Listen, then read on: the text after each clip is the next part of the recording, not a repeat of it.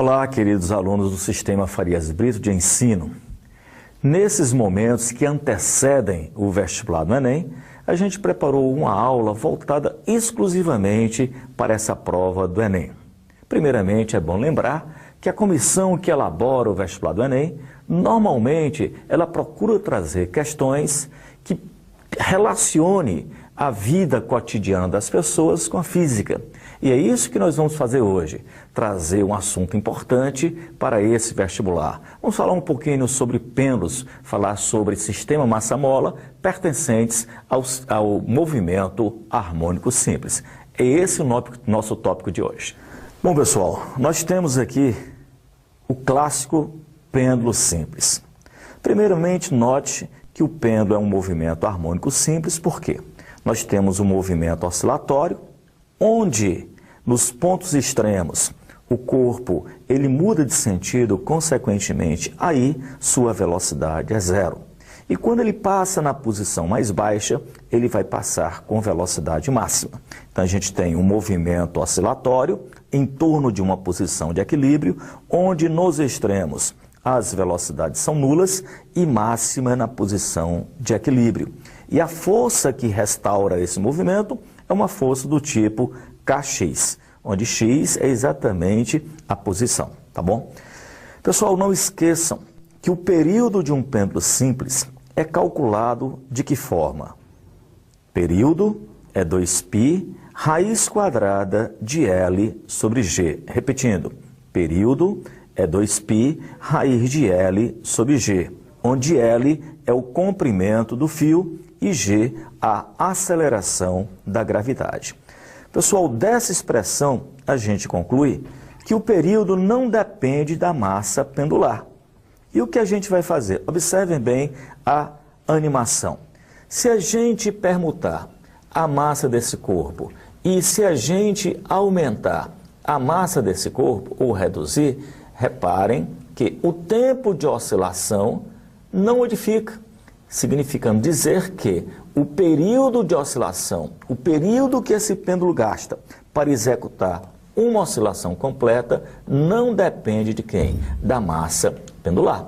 Por outro lado, se a gente alterar o comprimento do fio, reparem aí, a gente diminuiu o comprimento, consequentemente, a gente alterou o período. Se a gente aumentar o comprimento, a gente também altera o período de oscilação. Então, pessoal, não esqueçam, para esse vestibular você não pode esquecer que o período de oscilação depende do comprimento do fio e depende da aceleração da gravidade, não dependendo da massa pendular. Pessoal, um outro exemplo clássico de movimento harmônico simples é o sistema massa-mola. Quando você pega um corpo de massa qualquer, afixa em um extremo de uma mola e a outra extremidade da mola fixada num ponto fixo qualquer. Você puxa essa mola, este corpo, e ele passa a oscilar. Se você desprezar o atrito com o ar e o atrito com a superfície de contato, essa massa vai ficar oscilando. E aí isso a gente chama de sistema massa-mola. E ela vai gastar um certo tempo para executar uma oscilação completa. E esse tempo chama-se de período. E é exatamente o que normalmente é cobrado. Às vezes, ele pede para a gente falar um pouco sobre frequência desse movimento oscilatório. Aí você não pode esquecer que a frequência é o inverso do período. A gente preparou para você também uma animação bem interessante sobre o sistema massa-mola e é isso que a gente vai ver agora. Bom, nós temos aí uma mola na vertical, a mola 3, tá? Ela está fixa na parte superior e livre na parte inferior. Nós vamos pegar esse corpo e vamos afixar na sua base. Quando a gente coloca, ele começa a oscilar. A gente pode até dar uma puxadinha aqui para fazer com que a oscilação seja maior.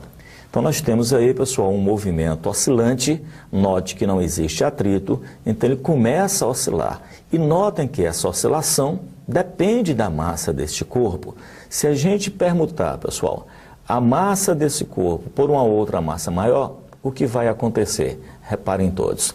Vou pegar aqui, substituir essa massa por uma outra de valor maior. Quando a gente coloca essa massa maior, notem que o período de oscilação ele sofre uma alteração.